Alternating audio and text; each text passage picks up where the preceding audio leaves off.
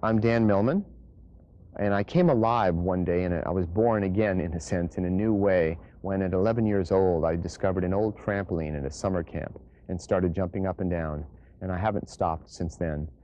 My background includes attending UC Berkeley on an athletic scholarship where I was a gymnast, and I was a world champion on the trampoline in London, England, 1964.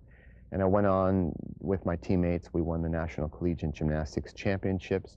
I was the gymnastics coach at Stanford University, where I coached a top U.S. Olympian, Steve Hugg, and a top-ranking team there. I went on to Oberlin College, where I became a professor of physical education and designed unusual courses in body-mind harmony, one I called Way of the Peaceful Warrior, elements of the martial arts. So I've always been a teacher of various things, looking for ways to exert the best leverage to help people live well and help myself at the same time. But I've loved teaching, and that's been my major background, athletics, moving into more holistic realms of endeavor.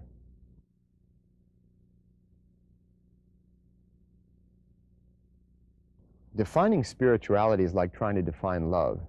A very tricky term. I used to think I had an idea what spirituality was about. I thought it was inward, upward, elsewhere, somewhere else, somewhere more subtle, more refined than this world. But today, I don't know what spirit is anymore. I can't differentiate it from anything else. Everywhere I look, at the littered streets of the city, not just on a beautiful sunset or a lovely morning with birds singing like we have today, but anytime, any place, anyone, I see aspects of spirit, the high and the low, the light and the darkness. So defining spirituality with a formula, I can't do it in the traditional ways of being somewhere different from daily life. In fact, part of my teaching is that daily life is a form of spiritual practice. Our relationships, children, work, education, finances, health, fitness, all those things are forms of spiritual weightlifting to strengthen our spirit.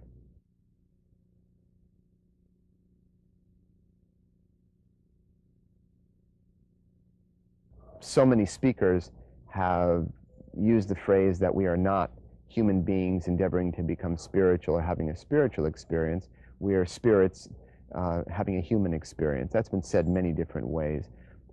So that's one way to answer the question, that I'm no more or less spiritual than anything else, because spirit infuses everyone and everything. But in a sense of awakening to a more spiritual reality, that I can answer with a short story. There was a man who was seeking spirit. He was seeking happiness and inspiration, and he looked everywhere, and he found out a lot of things could make him happy, but nothing seemed to last. And one day, near the end of his life, he climbed a sacred mountain and stood at the top and reached up to the heavens and said, "Fill me full of light." And he waited, and the heavens parted, and a voice thundered down, "I'm always filling you, but you keep leaking." And maybe that's the human condition, that we have these leaks. I'm working on a new book which will be published by Warner Books somewhere around the fall of 1997, called The 12 Gateways to Human Potential. And that's going to clarify the specific ways that we can free our attention, where it's been imprisoned, to start to notice spirit all around us. It's not as if the weather person says one morning there's 20% chance of rain and 30% spirit out. Spirit is always here. The sense of inspiration all of us have felt at one time or another in our life, but we don't notice it.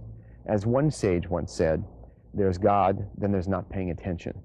And often we're not paying attention to notice the beauty around us, because we're saying, "Oh, my back aches," or "What am I going to do about the car payment?"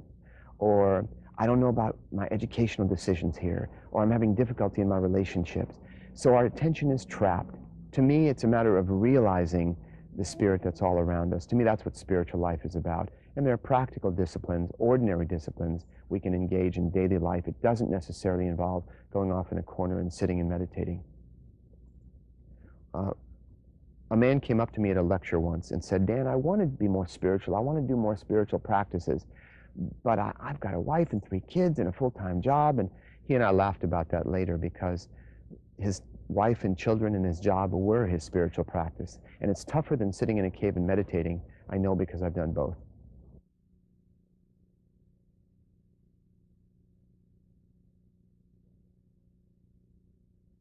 It's been said that we can only live life forwards, but only understand it backwards. So looking back, let's say in retrospect, when I was a young boy, I wondered, what are the rules here? How does this place work? I noticed many people around me seemed confused and unhappy, and I was trying to figure out the world, and I was trying to figure out some principles or wise sayings, aphorisms. It's become a hobby of mine, collecting sayings from around the world. I'm going to do a future book on that too. I tried to find principles about life. And first of all, at least in the athletic realm, there were certain rules. If you did such and such, you got this score in gymnastics. So it gave me a sense of security, but it didn't help me when I went out on a date in terms of being intimate with someone else or vulnerable. It didn't help me raising children or doing many of the things in life. So I started looking for broader principles. So what began as principles of learning, physical training. In my book, The Inner Athlete, I write down those principles, how people can learn more effectively and link up what they're learning in sport to their daily life, looking at the bigger picture of sport and its meaning and purpose. So it started out in the realm of sport, but then the principles got broader and broader, and they became what I would call spiritual laws or natural laws, universal laws. And in my latest book, The Laws of Spirit, I go into that. I tell a parable. As I go for a walk in the hills near my house, I meet an ageless woman sage who teaches me through the natural world about these laws of spirit. And it's a parable that conveys principles that make life work better. So that's where I shifted from sport into the broader arena of daily life.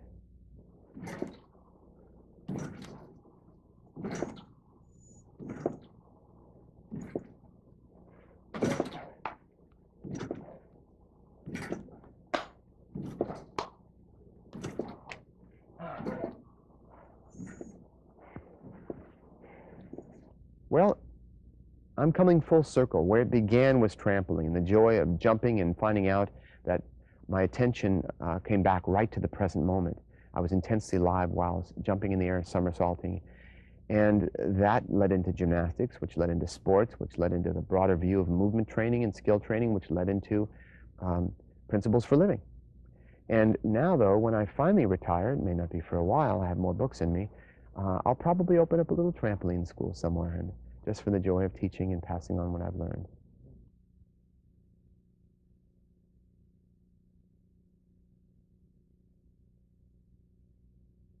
Yes, the mind, emotions, and body can seem to come together in one instant. In reality, they've never left one another.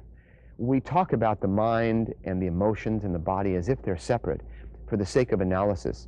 And people come to the point where they assume, oh yeah, there's the mind, then there's the emotions, then there's the body. But one cannot exist. You don't have a mind unless you have a body. And the mind affects the body. We all know this. There's more and more research being done, more sophisticated research on how our thoughts actually step by step go into our endocrine system and our hormones and affect the body in various ways.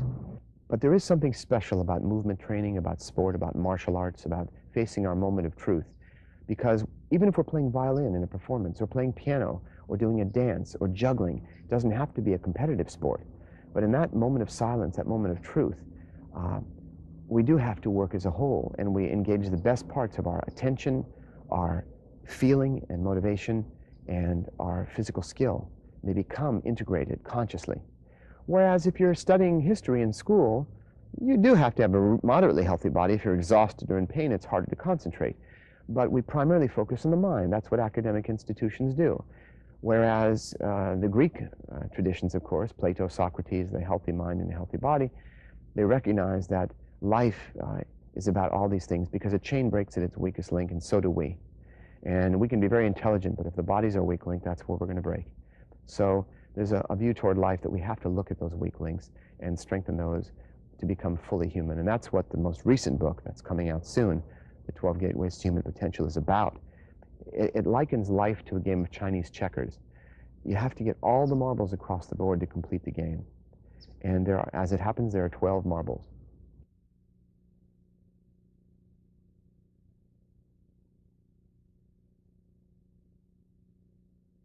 I'm only going to touch upon a few of the gateways, because if I say all 12, something happens. There's an internal hurdle of the psyche people have to overcome that's called, I know that already. And many times people hear a term, And they go, oh, I know about that, I've read about it. But of course we can know things deeper and deeper and deeper. But I'll give you a sample of a few of the gateways to human potential that all of us ultimately and eventually have to master in order to reach our full potential. One, obviously, is taming the mind. But the approach I'm going to write about in the book is very different from what's traditionally been talked about, as if sitting down and meditating will tame the mind. It does have. It's a form of useful practice, but it's been glorified to a point. I see meditation as a form of fitness training, and most people don't view it as that. But holistic fitness, becoming who we are fully, does involve a period of just sitting and letting thoughts go and practicing that, so we can do it in daily life. But if we only do it when our eyes are closed in a corner somewhere, we haven't gotten the point. Accepting emotions is another gateway to human potential, but not in the way many people may have assumed. Most of us talk about accepting emotions in the sense of saying emotions are okay, and then expressing our feelings and knowing what we're feeling. That's very valuable and useful. But accepting means not trying to fix them, not trying to avoid them. It's completely embracing, just like we might embrace a cloudy day as well as a sunny one. Emotions are very much like the weather. We have very little control over emotions. We can influence them indirectly by our posture, our breathing, our environment, but we can't by our will just say, I'm going to be happy right now. I'm going to stop worrying right now. So it's accepting whatever passes through us and recognizing feelings fade. In fact, after one of my lectures, someone came up to me recently and said, I feel so inspired, Dan. And I said, don't worry, it'll pass. Because good feelings pass, bad feelings pass. If we accept that, we let them come and we still do whatever we need to do in the moment. So that's kind of a gist of what I'm going to be writing about in accepting emotions. Those are two of the gateways. And there may be some other gateways that will surprise people, dealing with money, for example, as a spiritual discipline.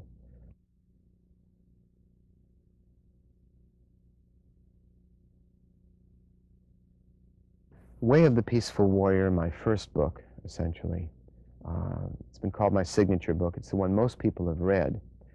Is a novel. It is a work of fiction based upon a true story.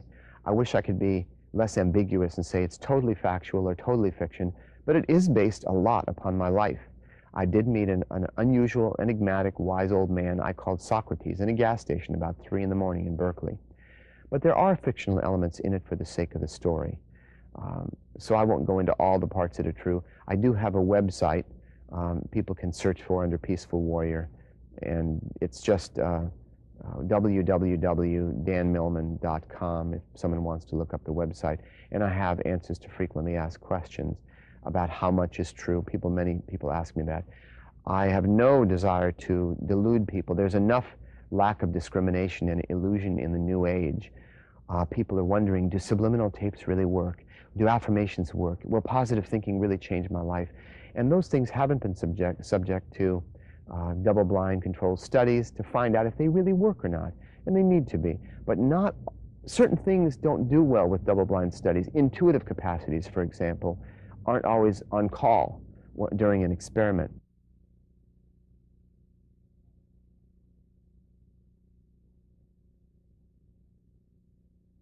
Relating to the question of did my life change in one dramatic or two dramatic moments with the old man I called Socrates in the gas station, I would say it's a natural question because many people would like to have one dramatic event, being touched in the forehead by a spiritual master, or having some event happen in their life where suddenly they see the light and that's it, no problems after that. I think having it all together is like trying to eat once and for all. I see illumination or awakening it more as like turning a dimmer switch up slowly on a light rather than turning a light switch on all of a sudden.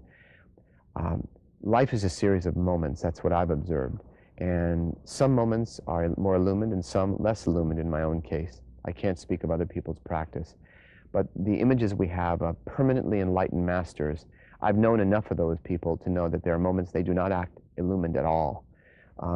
So it's more realistic to say we have more illumined moments over time.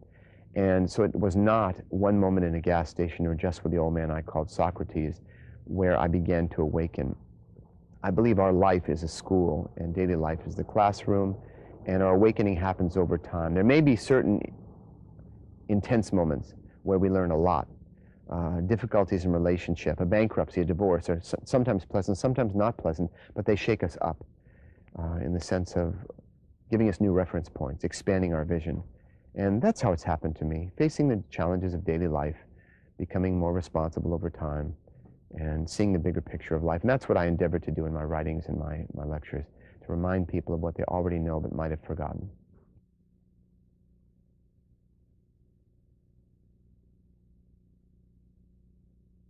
Well, people do ask me a lot about Socrates, and they say, I wish that I had had a Socrates in my life. That's why I emphasize to people that our Socrates is all around. You know, we've in my second book, Sacred Journey of the Peaceful Warrior, Mama Chia, I had a woman teacher, a kahuna, a Hawaiian shaman in that story, and she said, many people have heard the saying, when the student is ready, the teacher appears. What they don't realize is that it's not about suddenly being deserving or prepared enough where a teacher walks into your life and leads you through to wisdom up the path.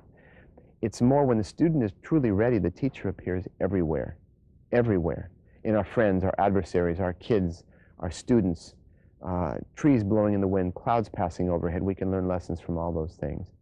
So it's not about the old man. There's a tendency to put the focus on the teacher, Socrates or another teacher, waiting for them. It's kind of a childlike approach to spiritual life.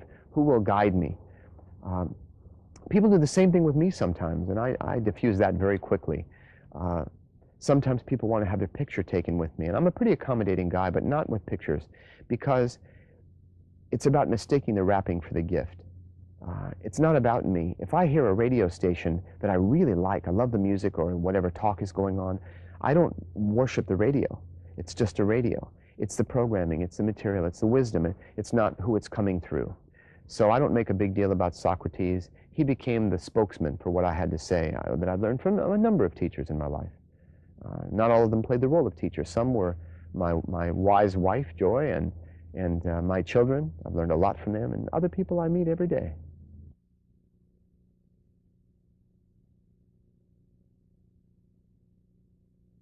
So enlightenment is one of those tricky terms, like love or spirituality. We have to deal with the image of the enlightened master sitting Buddha-like with a beatific smile on his or her face, who walks through every situation calm and serene. To me, the illumined mind is not always serene, but it's flexible. If my house is on fire and I wake up one night and it's on fire, I'm not going to be serene. I'm going to do what needs to be done in that moment, including getting out of the house, getting the kids, and doing whatever I can constructively in that moment. It may not be the appropriate time to be serene, certainly not to panic. So illumination, we all have views and images of what that may be like, but it's the person next door to us might be illumined, we might not know it. It's very difficult to judge someone else's practice, and it may not be looking a certain way. Many people put on the style of an illumined master when they're in the public anyway. But I don't even know what to say about enlightenment anymore. It's not my goal. Maybe illumination is when you finally no longer have that as a goal and you just live life as best you can. Other people may have different views, but that's my sense of it.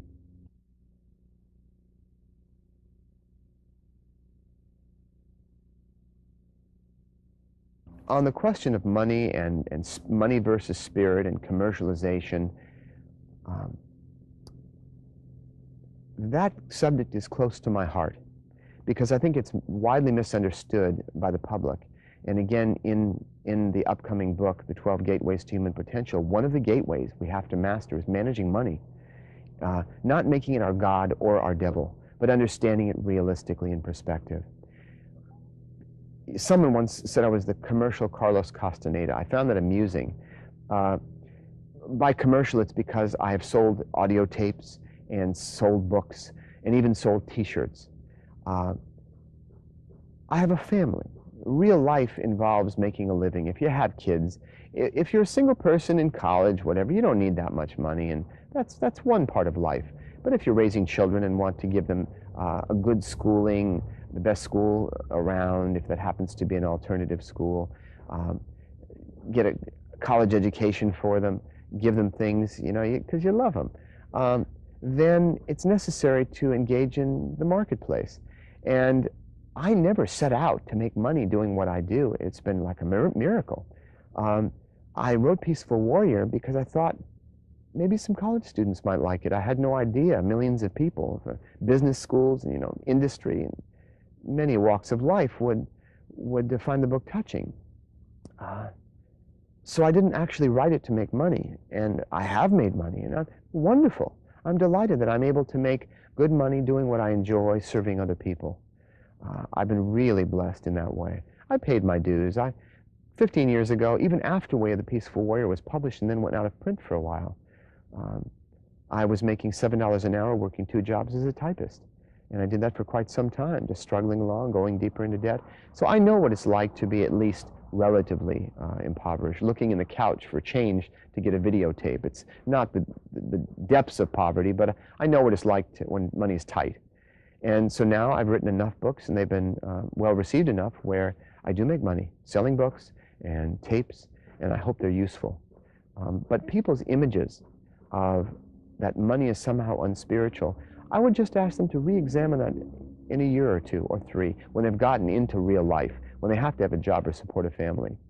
And they'll find it's simply, what's a job that's good livelihood, that's useful to people? And to me, that's what it's about, not having prejudice for or against money. Money doesn't make you happy. It's just one of those functional parts of life. There are people who work for themselves, who are independent, body workers, astrologers, psychologists, whoever, people who just work for themselves. I often let them know that there are 2 things they need to be successful. One is they need to be good at what they do. If they're not good at what they do, they should probably go hide somewhere. But if they're good at what they do, they also have to be good at promoting what they do. That's the second thing. And so many people who are good at what they do, whether they're musicians or body workers, they'd rather work on their craft than go out and do the mundane activity of trying to promote their activity. But if they're good at what they do, they can't be of benefit to anybody if those people don't know about them. So that's why it is important for people to be willing to promote what they do, so more people can hear about them and they can reach out and exert some positive leverage in people's lives.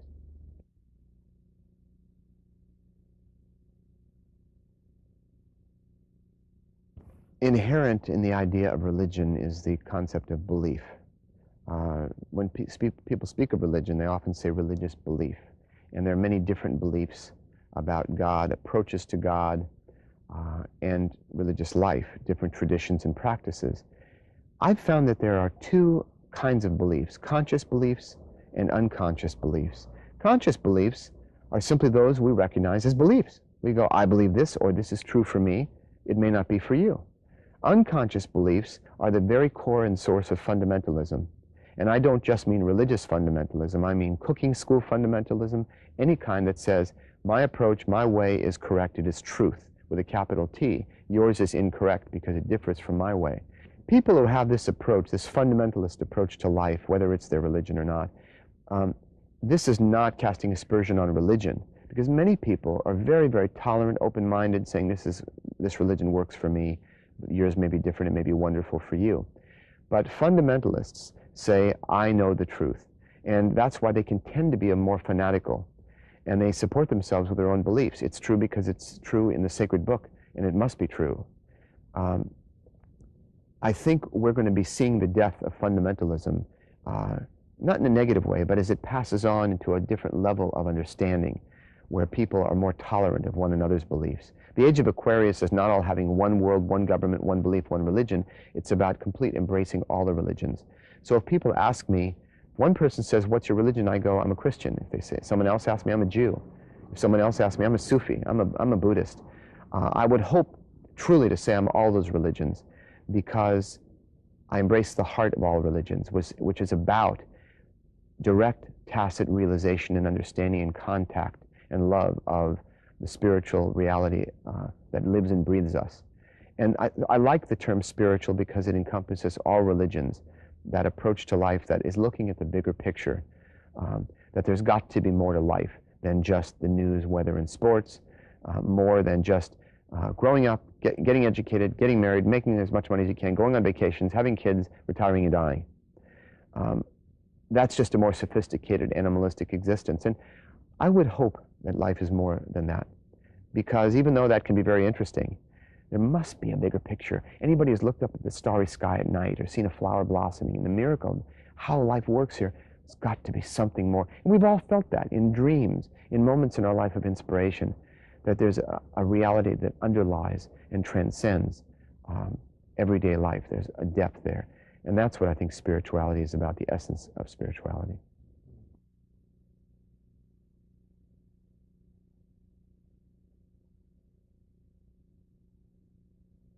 There are writers who are psychotherapists, for example, and they have a regular client base, and they tell stories based upon the clients they've had, or make up stories, whatever. There are occasions where I've known somebody who serves as a good example or a model of a point I'm making. I love to tell stories and anecdotes about people, but I usually use myself as the guinea pig because I've made enough mistakes where people can recognize bits of themselves in me. For example, one day I was complaining to Socrates about a professor who was really down on me. He was giving me a hard time. And Socrates said, "You know, Dan, you remind me of a construction worker I knew in the Midwest. Every single day, he'd open his lunchbox and complain about his lunch. He'd say, 'Not another peanut butter and jelly sandwich. I hate peanut butter and jelly.' The next day, opened his lunchbox and went, 'Peanut butter and jelly again?' Well, he did this every day until finally one of his workmates said, 'Mac, if you don't like your lunch, why don't you ask your wife to make you something different?' And Mac looked at him and said, 'What do you mean? I'm not married. I make my own sandwiches.'" And so little stories like that tell us about maybe responsibility, reminders about life.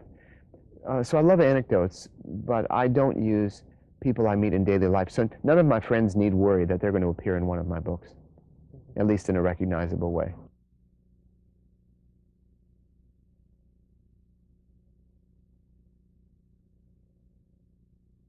If someone asked me what books I recommend or what teachers I recommend, I remind them that I'm not here for people to trust me. I'm here to help people trust themselves.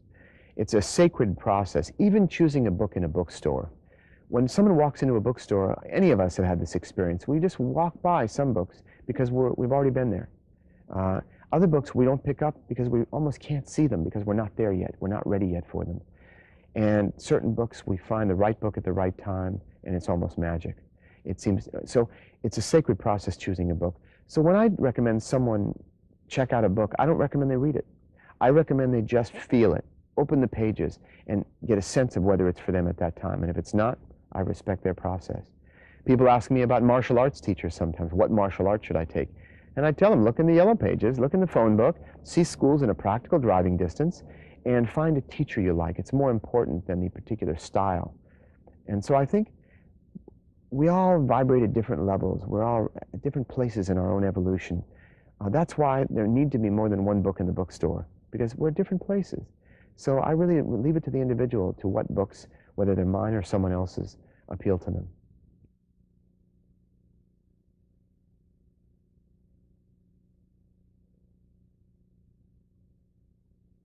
Terms like the soul and life after death and so on, these are concepts that I believe each one of us should come to our own conclusions.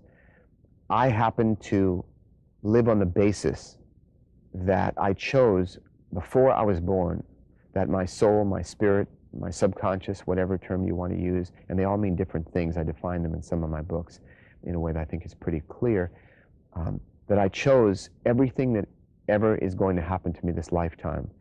Good things, bad things, I chose them for my highest good and learning. Now, if someone said, is that true? I'd go, I don't know. But I'm living on the basis of that. That's what faith is to me, that everything that happens to us is the courage to live on the basis that everything that happens is for our highest good and learning. And again, I don't know if that's correct in some factual cosmic sense, but if I live that way, I don't feel like a victim. It's like, well, if I chose this on some level, then I might as well make the best of it. So do I believe in reincarnation? Well, something like that. I live on that basis because life makes more sense that way than just working hard, learning all we can, and then snuffing it all out goes back to zero.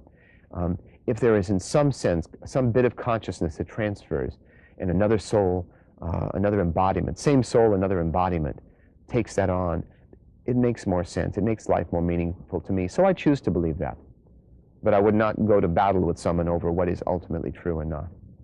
I'm focused on the present moment, managing things, handling what's in front of me. It's fun to talk about philosophies and abstractions and concepts, but the question that always comes before me is what needs doing right now?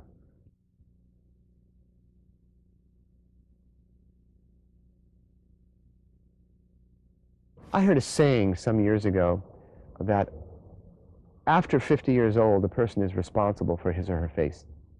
I don't mean just their face, their whole body, but I think the saying meant that we all are born with tendencies. We have genetic tendencies. Maybe our parents lived a long time. Maybe they looked young. I think we give too much weight to genetics because that's a way to take no responsibility for our life. Well, my parents lived a long time, I probably will.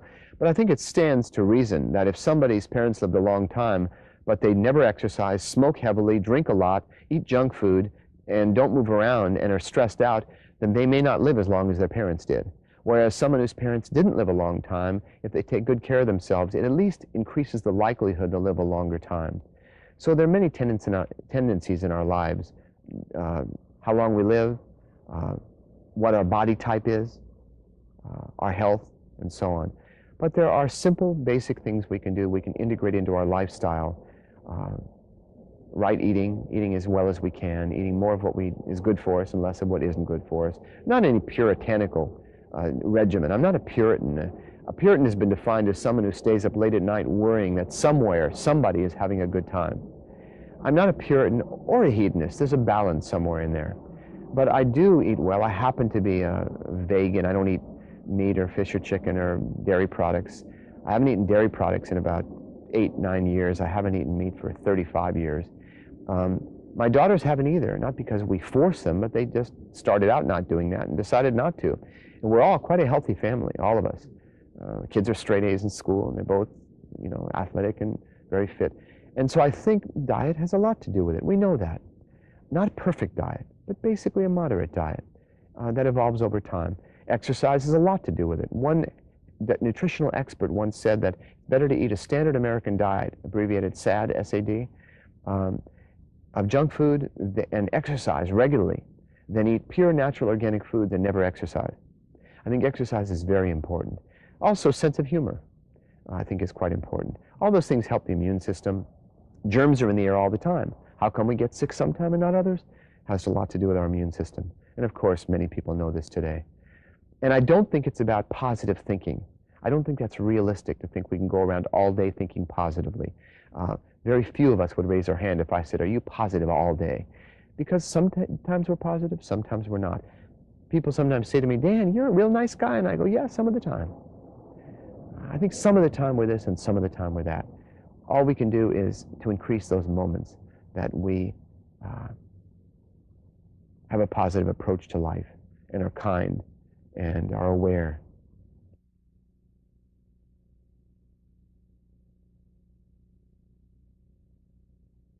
I never know which book is going to come up next until it's right in my face, and suddenly it takes priority. Books are like lined up at the runway. I'll eventually stop. When I have nothing else to say, I will have the good grace to stop writing.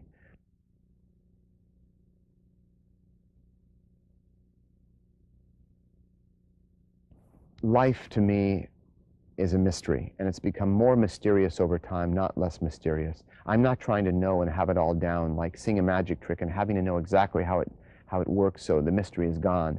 To me, it's more mysterious all the time. I wrote a book called The Life You Were Born to Live. That book helps people clarify their life purpose and the core issues of their life. The system they use is based upon their date of birth. Now, someone could ask me, how can someone's date of birth on the Gregorian calendar, not to mention the Chinese, Hindu, Arabic calendar, possibly give valid, reliable, accurate information about someone's life purpose? Come on. People should be skeptical. And yet, the mind's like a parachute. It works best when it's open. If someone opens the book and looks at their birth number, they are going to find it astonishing how accurate the material is. Can I explain how it works? No. I only know I was trained many years ago. I've worked with the material in depth, and thousands of people have attested to its accuracy. It's right to the point. It's not abstract where someone has to kind of project themselves into it and say, well, I think that's a little about me. It's right on. And that points to the mystery of this world. There's so much we haven't discovered yet in the spiritual realms. How we could possibly be connected, how someone's date of birth could give that kind of information, and yet it does. So there's many mysteries in this life, and that book reflects one of them.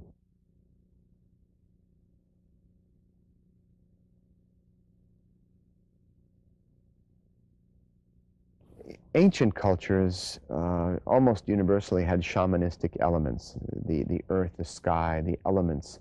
Life was a mystery, and they lived close to the earth. They lived in contact with the coldness of the air, and they didn't have the buffers and hedges we have today to insulate ourselves and stay comfortable.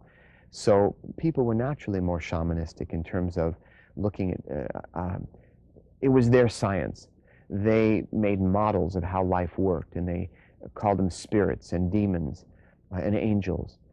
And we have more sophisticated terms, perhaps, that aren't really more sophisticated at all. We have our scientific culture. Science is a great leap ahead for humanity. It took us out of the dark ages of superstition. But science itself, with some people, has become a religion. That if we don't know about it our way, if we can't measure it, observe it, and test it, it doesn't exist.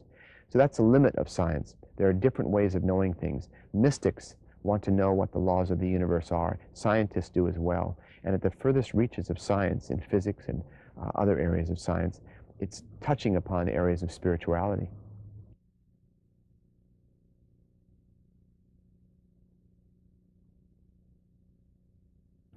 The term peaceful warrior does seem like a paradox or an oxymoron. How can you be a peaceful and a warrior? Because isn't warrior about war and fighting? And by definition, you'd think it couldn't be peaceful.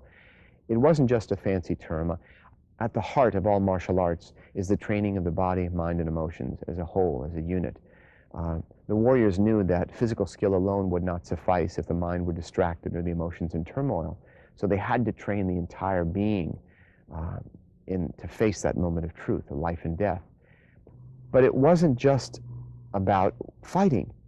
So I said, it's not warrior exactly, it's peaceful warrior. It's about the battle each of us has inside. It's not about fighting in the world. It's about dealing with our adversaries of fear and insecurity, self-doubt. That's where the real battle is. When we emerge victorious in that battle and learn how to master ourselves, the world changes around us. So that's why I call it the way of the peaceful warrior. There have been many great warriors in history, grounded, committed, strong, admirable, and yet not many of them had a peaceful heart. And there have been many peacemakers in history, nourishing, supportive, caring, but not too many of them have had a warrior spirit. So the way of the peaceful warrior is about the way of daily life, combining warrior spirit with a peaceful heart.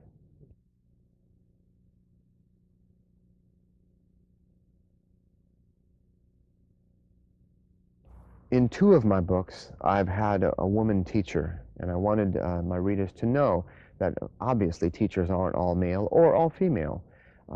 We have to reach a balance inside of us, those male qualities, those female qualities.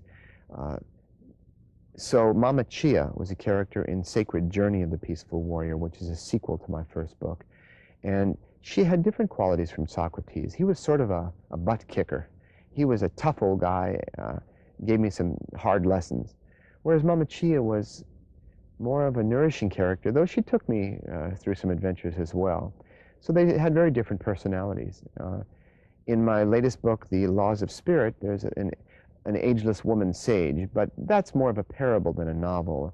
She was a literary device, and I state that in the preface. But I felt it was important to have, say, a woman's touch. I see life around us in the world as a projection of our psyches, of our own state of awareness. We don't see the world as it is. We see it through a window of our thoughts, beliefs, interpretations, and associations. And this idea of the battle between, the war between the sexes, really reflects that as human beings, we haven't come into balance yet. I teach knife fighting training. We use rubber knives, nobody gets killed. Up in Sonoma 3 times a year, I call it the courage training. And it involves many things. It's really a personal growth training, but we use martial arts as a method. And there's a moment of truth people face. There's a test at the end. People come from all over the world to do this. And one of the things that we require for someone to pass the test is to find a balance in themselves, so it shows in the way they move, in the way they respond, between the more receptive elements and the more assertive elements of their character. If they're only assertive, it doesn't work. If they're only receptive and passive, it doesn't work. So it's combining, and when the male and female qualities, if I can speak of them in those terms, combine inside of us, we become balanced, and then we notice the world becomes balanced as well. When it happens as a society, there won't be any more issues with whether we should swing from a patriarchy to a matriarchy. I don't think that's the answer. I think it's to find a balance.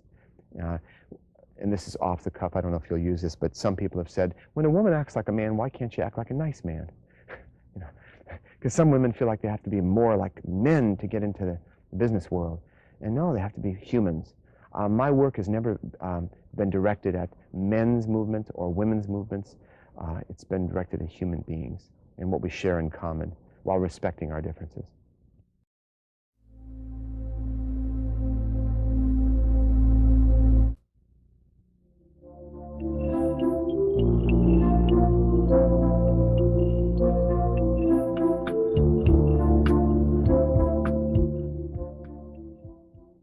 I'm Dan Millman, and I came alive one day, and I was born again, in a sense, in a new way, when at 11 years old I discovered an old trampoline at a summer camp and started jumping up and down, and I haven't stopped since then. My background includes attending UC Berkeley on an athletic scholarship where I was a gymnast, and I was a world champion on the trampoline in London, England, in 1964. And I went on with my teammates. We won the National Collegiate Gymnastics Championships.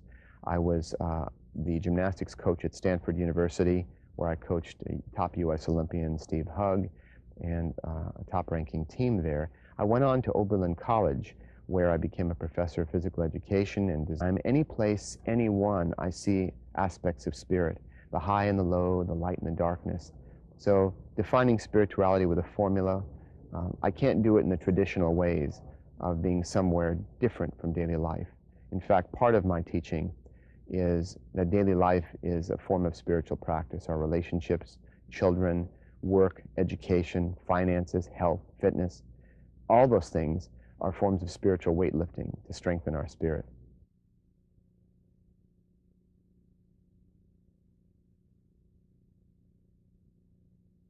So many speakers have used the phrase that we are not human beings endeavoring to become spiritual or having a spiritual experience.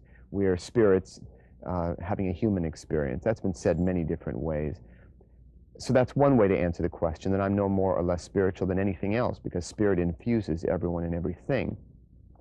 But in a sense of awakening to a more spiritual reality, that I can answer unusual courses in body-mind harmony, one I called Way of the Peaceful Warrior, elements of the martial arts.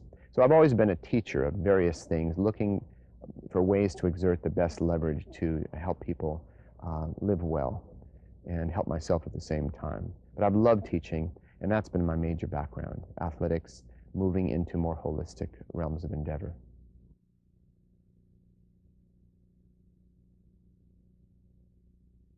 Defining spirituality is like trying to define love. A very tricky term. I used to think I had an idea what spirituality was about. I thought it was inward, upward, elsewhere, somewhere else, somewhere more subtle, more refined than this world. But today, I don't know what spirit is anymore. I can't differentiate it from anything else. Everywhere I look, at the littered streets of the city, not just on a beautiful sunset or a lovely morning with birds singing like we have today, but any time with a short story. There was a man who was seeking spirit. He was seeking happiness and inspiration, and he looked everywhere, and he found out a lot of things could make him happy, but nothing seemed to last. And one day near the end of his life, he climbed a sacred mountain and stood at the top and reached up to the heavens and said, "Fill me full of light." And he waited, and the heavens parted, and a voice thundered down, "I'm always filling you, but you keep leaking." And maybe that's the human condition, that we have these leaks. I'm working on a new book which will be published by Warner Books somewhere around the fall of 1997, called The 12 Gateways to Human Potential. And that's going to clarify the specific ways that we can free our attention, where it's been imprisoned, to start to notice spirit all around us. It's not as if the weather person says one morning there's 20% chance of rain and 30% spirit out. Spirit is always here. The sense of inspiration all of us have felt at one time or another in our life, but we don't notice it. As one sage once said, there's God, then there's not paying attention. And often we're not paying attention to notice the beauty around us, because we're saying, oh, my back aches, or what am I going to do about the car payment, or I don't know about my educational decisions here, or I'm having difficulty in my relationships. So our attention is trapped. To me, it's a matter of realizing the spirit that's all around us. To me, that's what spiritual life is about. And there are practical disciplines, ordinary disciplines we can engage in daily life. It doesn't necessarily involve going off in a corner and sitting and meditating. A man came up to me at a lecture once and said, Dan, I want to be more spiritual. I want to do more spiritual practices, but I've got a wife and 3 kids and a full-time job. And he and I laughed about that later, because his wife and children and his job were his spiritual practice. And it's tougher than sitting in a cave and meditating, I know, because I've done both.